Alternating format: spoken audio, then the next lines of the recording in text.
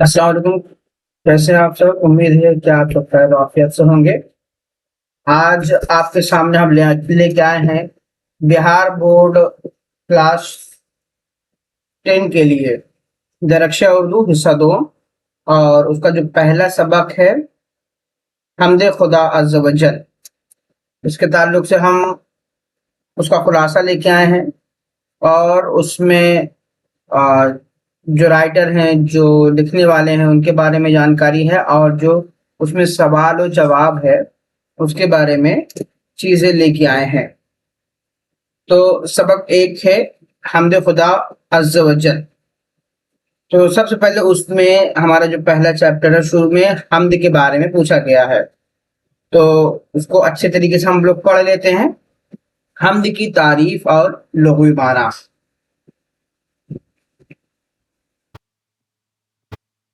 حمد کے لغوی معنی، یہ جو ہے لفظ حمد عربی زبان کا لفظ ہے جس کے لغوی معنی تعریف و توصیف، ثنا اور ستائش کے ہیں. پھر اصطلاحی تعریف، اصطلاح شاعری میں اس نظم کو حمد کہا جاتا ہے جس میں رب کائنات اللہ تبارک و تعالیٰ کی ذات و صفات، عظمت، جلال اور اس کی بے باکیاں، ان کے بے پایہ نعمتوں کی تعریف و توصیف بیان کی جاتی ہے. یعنی جس میں اللہ تعالیٰ کی تعریف بیان کی جاتی ہے اس کو ہم حمد کہتے ہیں. ٹھیک ہے، یہ چھوٹی سی چیز تھی. یعنی ہم نے لفظی معنی کو دیکھ لیا، اس کے بعد اصطلاحی تعریف کو دیکھ لیا. لفظی تعریف کیا ہے؟ عربی زبان کا لفظ ہے حمد، جس کے معنی تعریف و توصیف ہے، ثنا ہے، ستائش ہے. اصطلاحی تعریف میں اصطلاح شاعری میں اس نظم کو حمد کہا جاتا ہے جس میں رب کائنات یعنی اللہ تعالیٰ کی ذات و صفات کی تعریف اور ان کی بے پایہ نعمتوں کی تعریف و توصیف بیان کی جاتی ہے. اب جو پہلا آپ کے سامنے اس میں حمد ہے، جو پہلا حمد ہے وہ شبنم کمالی جی کا ہے. تو شبنم کمالی کے بارے میں جانتے ہیں. اصل نام کیا ہے شبنم کمالی کا؟ اصل نام ہے مصطفیٰ رضا، تخلص ہے شبنم، اور کمالی جو لگاتے ہیں وہ نسبت کی بنا پر مشہور ہوئے ہیں وہ. ٹھیک ہے، ان کی جو پیدائش ہے 25 دسمبر 1938 عیسوی کو موضوع پوکھیرا، ضلع سیتا مڑھی، ہے نا، اس کو صحیح کر دینا، سیتا مڑھی، بہار میں پیدا ہوئے. اور وفات ان کی کب ہوئی ہے؟ 2004 میں. ادبی تعارف، شبنم کماری بہار کے ممتاز اور پرگو نعت گو شاعر تھے. ان کی زندگی کا بیشتر حصہ مذہبی و نعتیہ شاعری اور تبلیغی خدمات میں گزرا. ان کے مشہور شعری مجموعوں میں انوار عقیدت، ریاض عقیدت، ضیاء عقیدت، صحبائے عقیدت اور فردوس عقیدت شامل ہیں. تو ان کے جو یہ کیا ہے، ان کے مجموعے ہیں، ان کے شعری مجموعے ہیں. ٹھیک ہے، اب ہم حمد کی تعریف میں جو انہوں نے حمد لکھا ہے اس کا خلاصہ پڑھتے ہیں. حمد خدا عز و جل کا خلاصہ. اس حمد میں شاعر شبنم کماری اللہ تعالیٰ کی یکتائی اور عظمت کا اعتراف کرتے ہوئے فرماتے ہیں کہ دونوں جہانوں کا تنہا خالق و مالک اللہ تعالیٰ ہے. کائنات کی ہر شے، چاند، سورج، ستارے، نظام ہستی اسی کے ایک حکم کن سے وجود میں آئے ہیں. تمام مخلوقات کو رزق فراہم کرنا، ان کی زندگی و موت کا اختیار صرف اسی کے پاس ہے. انسان کا فہم و شعور اللہ کی ذات کے اصل حسن و جمال کو مکمل طور پر جاننے سے قاصر ہے. آخر میں شاعر دعا گو ہے کہ اللہ تعالیٰ انسانوں کی تمام پریشانیوں اور مشکلوں کو اپنی رحمت کے صدقے درگزر فرمائے اور اس کی بندگی کو شرف قبولیت عطا کرے. اب ہم اس میں جو موجود ہے مختصر ترین سوالات، جس میں 6 سوال دیے گئے ہیں، وہ آپ کے سامنے رکھتے ہیں. پہلا سوال ہے شبنم کمالی کب پیدا ہوئے؟ تو اس کا جواب ہے شبنم کمالی 25 دسمبر 1938 کو پیدا ہوئے تھے۔ دوسرا سوال ہے شبنم کمالی کہاں پیدا ہوئے؟ تو جواب ہو جائے گا شبنم کمالی موضوع پوکھیرا ضلع سیتامڑھی بہار میں پیدا ہوئے تھے۔ کہاں پیدا ہوئے تھے؟ پوکھیرا ضلع سیتامڑھی بہار میں۔ سوال نمبر 3 ہے شبنم کمالی کا انتقال کب ہوا؟ تو جواب ہے شبنم کمالی کا انتقال 2004 عیسوی میں ہوا۔ اگلا سوال ہے شبنم کمالی کا اصل نام کیا ہے؟ تو جواب ہے شبنم کمالی کا اصل نام مصطفیٰ رضا ہے۔ سوال نمبر 5 شبنم کمالی کا تخلص کیا تھا؟ تو جواب ہے شبنم کمالی کا تخلص شبنم تھا۔ سوال نمبر 6 انسانوں کی مشکلوں کو کون حل کرتا ہے؟ تو جواب ہے انسانوں کی تمام مشکلوں کو صرف اللہ تعالیٰ حل کرتا ہے۔ تو یہ آپ کے جو 6 سوال تھے اسٹارٹنگ کے ہو گئے، اس کو مختصر ترین سوالات اس کو ما جواب آپ کے سامنے پیش کر دیا گیا ہے۔ اب اس کے علاوہ جو مختصر سوالات ہیں جس میں 4 سوالات ہیں، اب ہم اس کو حل کریں گے۔ پہلا سوال حمد کسے کہتے ہیں؟ 5 جملوں میں لکھیے۔ اب اس کو 5 جملوں میں آپ کو لکھنا ہے نا؟ تو جواب ہے حمد اس نظموں کو کہتے ہیں جس میں اللہ تعالیٰ کی تعریف و توصیف بیان کی جاتی ہے۔ آپ کا پہلا جملہ ہو گیا۔ پھر اردو شاعری میں حمد یا شاعری کی ایک طویل اور مستحکم روایت موجود ہے۔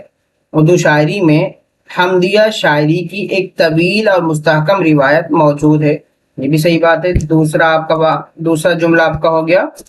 تیسرا ہے حمد میں اللہ تعالیٰ کی ذات و صفات، اس کی وحدانیت اور عظمت کا اعتراف کیا جاتا ہے، یہ آپ کا تیسرا جملہ ہو گیا۔ کائنات کے تمام اشیاء کے خالق و رازق کے طور پر صرف اللہ تعالیٰ کی ثناخوانی کی جاتی ہے، یہ آپ کا چوتھا جملہ ہو گیا۔ پھر ہے اردو کی تقریباً تمام شعراء نے اپنے دیوان یا کلیات کا آغاز حمدیہ کلام سے کیا ہے، تو آپ کا یہ 5واں جملہ ہو جائے گا۔ اسی طرح یہ اس سوال کا جواب آپ کا ہو گیا حمد کے بارے میں کہ حمد کسے کہتے ہیں، 5 جملوں میں ہم نے لکھ دیا ہے۔ اگلا سوال ہے حمد منقبت اور قصیدے میں کیا فرق ہے؟ حمد منقبت اور قصیدے میں کیا فرق ہے؟ تو آپ جواب دیکھ لیجئے۔ حمد وہ نظم جس میں اللہ تبارک و تعالیٰ کی شان و صفات اور تعریف بیان کی جائے۔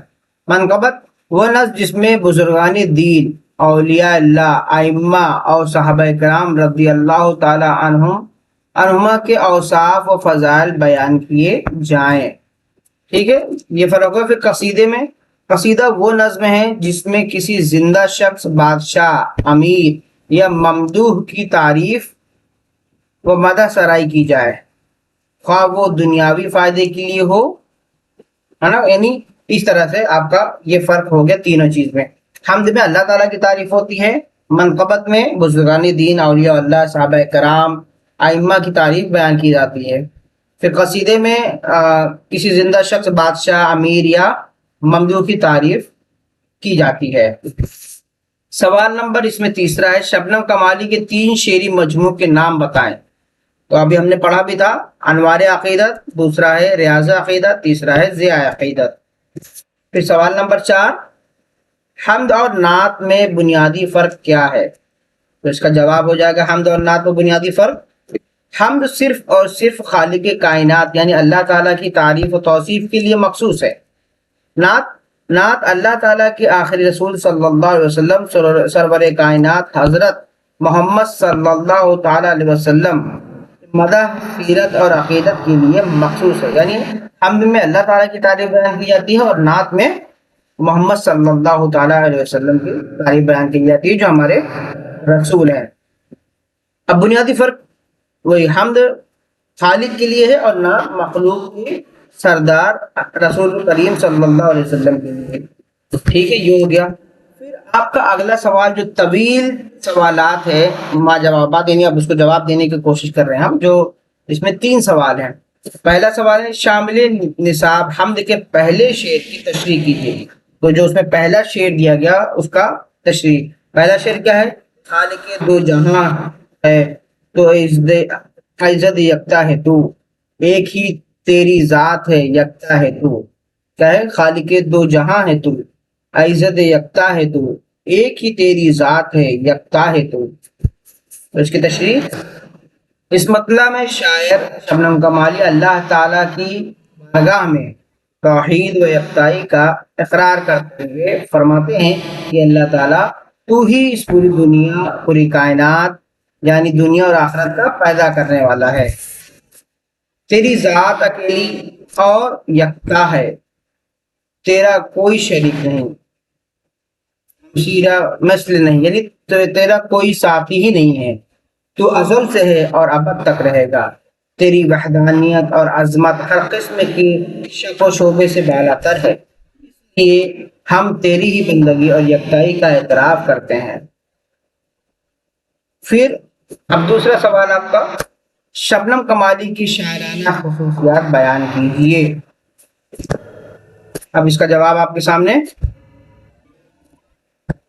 کیونکہ طویل سوال جواب ہے نا، اس لیے آپ کو لگ رہا ہوگا بڑا ہے۔ تو شبنم کمالی بہار کے معتبر اور کہنہ مشق شاعر تھے۔ ان کی شاعرانہ خصوصیات درج ذیل ہیں۔ جذبہ ایمانی اور خلوص، شبنم کمالی کا کلام خالص مذہبی عقیدت، توحید، عشق رسول صلی اللہ علیہ وسلم کے جذبے سے سرشار ہے۔ ان کے کلام میں تصنع کے بجائے دلی خلوص نمایاں ہوتے ہیں۔ تصنع کہتے ہیں یعنی بناوٹ کے بجائے کیا ہے، اس میں دلی خلوص زیادہ نمایاں ہے۔ پھر سادہ اور رواں زبان، ان کی شاعری میں زبان کی سادگی، سلاست اور روانی پائی جاتی ہے۔ وہ مشکل تراکیب کے بجائے آسان اور عام فہم الفاظ کا خوبصورت استعمال کرتے ہیں۔ پختہ بحر اور آہنگ، وہ عروض و قوافی پر مکمل گرفت رکھتے ہیں۔ اب ایک فارم ہوتا ہے کس طرح سے غزل لکھی جائے گی، کس طرح سے حمد لکھا جائے گا، اس کی بات ہے۔ پختہ بحر، اس میں بحر کا استعمال، گرامیٹلی چیزیں دیکھی جاتی ہے اس میں، آپ جب اور آگے بڑھیں گے تو اس چیز کو سمجھیں گے۔ تو پختہ بحر اور آہنگ، وہ عروض و قوافی پر مکمل گرفت رکھتے تھے، جس سے ان کے حمد و نعت میں ترنم اور غنائیت پیدا ہوتی ہے۔ موضوعاتی وسعت، یعنی ان کے موضوع جو تھے ان میں کافی وسعت تھی۔ حمد و نعت کے علاوہ انہوں نے سماجی اور اخلاقی اصلاح پر مبنی نظمیں بھی کہیں۔ ان کے وسیع شعری فہم کا ثبوت ہے۔ تو یہاں پر آپ کا دوسرا سوال کا جواب ہو گیا۔ اب تیسرا ہے حمد کا خلاصہ لکھیے۔ اب جو حمد ہے اس پورے حمد کا یہاں پر خلاصہ ہے آپ کے سامنے، یہ بڑا بھی ہے۔ حمد خدا عز و جل میں شاعر شبنم کمالی نے اللہ تعالیٰ کی توحید، قدرت اور ربوبیت کا بیان کیا ہے۔ شاعر کہتے ہیں کہ دونوں جہاں کا پالنہار صرف اللہ تعالیٰ ہے۔ اس نے محض لفظ کن سے اس ساری کائنات اور اس کے حسن کو تخلیق کیا ہے۔ کن کہتے ہیں، عربی لفظ ہے کن، مطلب ہو جا، یعنی اللہ تعالیٰ صرف وہ کہہ دیتا ہے چیزوں کرنے کے لیے کہ ہو جا، وہ چیزیں ہو جاتی ہیں۔ چاند، سورج، ستارے اور زمین و آسمان کا تمام نظام اسی کے حکم کے تابع ہے۔ کائنات کے ہر ذی روح کو اسی کے دربار سے رزق حاصل ہوتا ہے۔ اللہ کی ذات لامحدود ہے، انسانی عقل اس کے کمال اور حسن کا احاطہ نہیں کر سکتی۔ نظم کے آخری حصے میں شاعر اپنے عجز کا اعتراف کرتے ہوئے، یعنی اپنی کمزوری کا اعتراف کرتے ہوئے اللہ تعالیٰ سے التجا کرتے ہیں کہ وہ اپنے فضل و کرم کے صدقے بندوں کی دعائیں قبول فرمائے اور دونوں جہاں کی مشکلات کو آسان فرمائے۔ تو یہیں پر ہمارے سوال و جواب کا سلسلہ ختم ہوتا ہے۔ تو مجھے لگتا ہے کہ آپ کو ساری چیزیں مہیا کرا دی گئی ہیں. آپ اس کو کئی بار ریپیٹ کر کے پڑھیے, چیزیں سمجھ میں آ جائیں گی. ایک چیز آپ کو غور کرنا ہے اس میں, جو ایک چیز غلط ہوا تھا لیکن میں نے بتا بھی دیا ہے کہ شبنم کمالی کی جو پیدائش ہے وہ 25 دسمبر 1938 کو کہاں پر ہوا ہے؟ پوکھیرا ضلع سیتامڑھی میں. سیتامڑھی یاد رکھنا ہے. تو پی ڈی ایف میں یہ غلطی ہے, اس کو سدھار لیجیے گا. کیا ہے؟ سیتامڑھی.